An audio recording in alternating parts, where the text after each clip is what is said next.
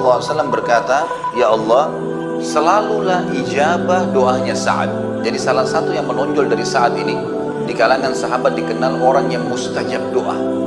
Bahkan para sahabat sangat takut kalau punya masalah dengan Sa'ad, karena apa saja dia bilang, "Ya Allah, lakukan ini," tiba-tiba langsung terjadi. Jadi doanya mustajab, tidak pernah doanya Sa'ad tidak diijabah oleh Allah. Dan ini sebagian ulama mengatakan karena keyakinan Sa'ad yang luar biasa kepada Allah, dan dia sudah masuk Islam dari dia masih muda sehingga amal solehnya cukup banyak. Di antaranya adalah kisah tentang Usama bin Qatadah. Ini ada satu orang dari suku Abs di Irak. Ini kisah sebenarnya nanti setelah Sa'ad bebaskan negeri Persia, kemudian dia dinobatkan menjadi gubernur oleh Umar bin Khattab. Ada orang-orang dari suku Abs namanya, suku yang baru masuk Islam pada saat itu. Kemudian rupanya dia ada rasa jengkel dengan Sa'ad ini, karena Sa'ad ternyata yang menembus wilayah tersebut, tapi dia sudah muslim, bernama Usama bin Qatadah. Dan orang ini diberikan julukan Abu Sa'dah. Jadi sempat suratnya sampai ke Umar bin Khattab, tapi tidak dijelaskan siapa, cuma mengatasnamakan seluruh masyarakat Irak. Umar bin Khattab pun akhirnya melihat surat tersebut. Umar ini cirinya radhiyallahu anhu, kalau terlihat ada satu pimpinannya yang dikeluhkan dan sudah banyak masyarakat yang menyampaikan keluhan, maka yang paling pertama dia mencopot dulu orang itu, digantikan dengan orang yang dianggap tidak punya masalah, baru kemudian Umar bin Khattab menyelesaikan urusannya. Karena zaman dulu tidak ada komunikasi kayak kita, gak ada pesawat bisa cepat datang. Zaman dulu tuh antara Irak dengan Madinah itu bisa jaraknya 2 minggu baru sampai. Maka Umar pun akhirnya mencopot Sa'ad radhiyallahu anhu, ditarik ke Madinah. Lalu keluhannya di situ adalah, sesungguhnya wahai Amir Mu'minin, Sa'ad ini tidak memperbaiki sholatnya tidak benar nih. Maka Umar pun memanggil Sa'ad lalu berkata, "Wahai Sa'ad, apa benar kamu ini sholat gak benar?" Kata Sa'ad, "Wahai Umar, engkau mengetahui benar siapa saya, sama-sama kita masuk Islam di Mekah. Bahkan saya lebih dulu masuk Islam daripada kamu. Saya adalah orang yang mengikuti sholat Nabi SAW. Sebagaimana Nabi SAW di 2 rakaat pertama sering membaca lebih panjang daripada 2 rakaat terakhir di Isya, Duhur, di Asar. Begitu pula dengan 2 rakaat pertama Maghrib dan 1 rakaat terakhirnya. Itu yang awal-awal rakaat pertama kemudian pasti lebih panjang daripada rakaat ketiga dan rakaat keempat. Dan saya sudah mengamalkan itu. Semuanya seperti dengan Nabi SAW. Jadi tidak ada yang perlu diragukan."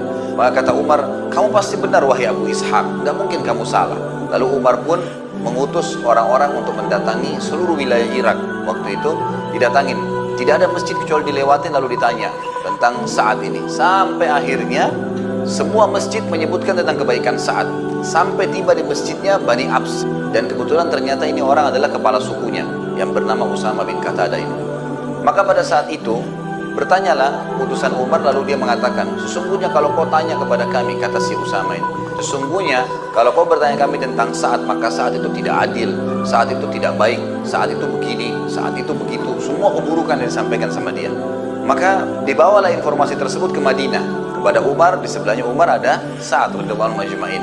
Maka waktu Sa'ad dengar, Sa'ad mengatakan, "Ya Allah, kalau seandainya hambamu ini dusta," hambamu yang disana si Usama bin Qatadah, dia dusta dan dia hanya sekedar mencari masalah serta akan mengganggu kedudukan muslimin, karena kalau diganti amirnya, pemimpinnya pasti akan kacau, maka aku memohon kepadamu ya Allah agar engkau panjangkan umurnya dan engkau susahkan hidupnya dalam keadaan dia tua, serta masukkan dalam hidupnya segala macam fitnah."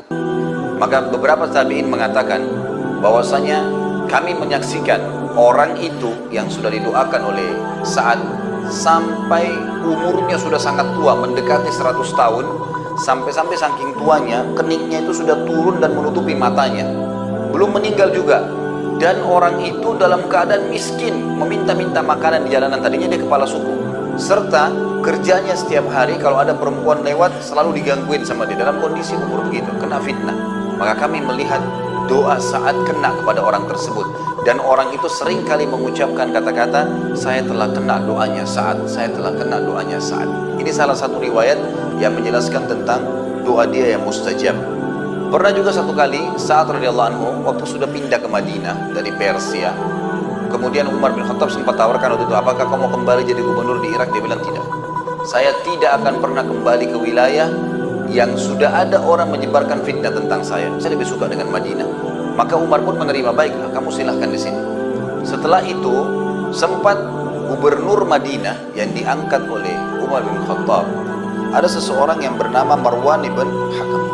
Marwan ibn Hakam ini gubernur Madinah sempat mengucapkan kata-kata begini, harta-harta yang kami bagikan untuk muslimin ini adalah harta kami pemiliknya, ini punya saya dan saya bagikan.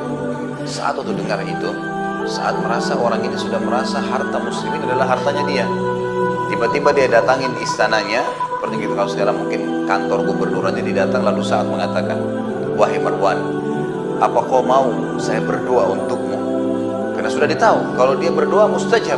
Marwan tiba-tiba dalam riwayat ini dikatakan loncat dari singgasananya mengatakan, wahai Abu Ishaq, tolong jangan berdoa, memang ini hartanya Allah bukan harta kami. Jadi itu contoh, karena orang-orang tahu, tersebar berita pada saat itu. Kisah yang lain, kisah dia dengan Umar bin Khattab. Umar pun khawatir dengan doanya Sa'ad. Jadi ada budaknya Sa'ad pernah jalan, kemudian ada angin yang kencang, tersingkap bajunya, tidak sengaja. Waktu tersingkap bajunya ternyata nyantol di sebagian tubuhnya, sehingga orang ini tidak tahu kalau auratnya kelihatan. Umar bin Khattab pas lewat, Umar bin Khattab ini kalau lewat di tangannya selalu ada tongkat. Jadi tongkat ini sering digunakan untuk mengingatkan orang kalau berbuat salah. Seperti kalau habis Isya, beliau sering keliling bawa tongkat. Kalau ada orang kumpul-kumpul di jalan ditanya, kenapa kalian kumpul-kumpul? Kalau bukan karena takziah, bukan karena ada orang sakit yang sedang dijenguk, kumpul-kumpul iseng, dipukulin sama Umar, pulang semua. Kalian mau di sini duduk nongkrong, buang-buang waktu, akhirnya sholat subuh dan sholat malam kalian terbengkalai, bubar. Jadi orang takut sama Umar pada malam. Umar bin Khattab juga kalau lihat kemungkaran langsung dihukum sama dia. Dilihatlah budak ini tersingkap, lalu Umar bin Khattab mengambil, ada kayu kecil, dia pakai tongkatnya, karena dia tahu ini budak, diambil dipukul. Kenapa kau tersungkap auratmu? Dia bilang, saya tidak tahu. Tapi Umar sempat mukul. Saat sempat lewat, lalu saat tahu ini budaknya dia, saat mengatakan, wahai Umar, jangan kau pukul dia. Umar rupanya dalam kondisi pas memukul budak ini, itu sempat saat menahannya dan saat pun dipukul oleh Umar. Lalu saat mengatakan, baiklah, saat ke samping angkat tangan, mau berdoa. Lalu Umar bin Khattab lari mengejar saat, lalu memberikan tongkatnya mengatakan, hukumlah saya. Ini silakan kisosnya, saya sudah pukul dia, pukul saya juga. Karena Umar pun khawatir, ini kalau berdoa berbahaya nih. Mustajab doa. Jadi kasus-kasus seperti ini ada terjadi memang dalam kehidupan beliau. Bahwasanya beliau terkenal orang yang sangat mustajab doa, sehingga membuat orang-orang khawatir sekali kalau sampai punya masalah dengan Sa'ad radhiyallahu anhu.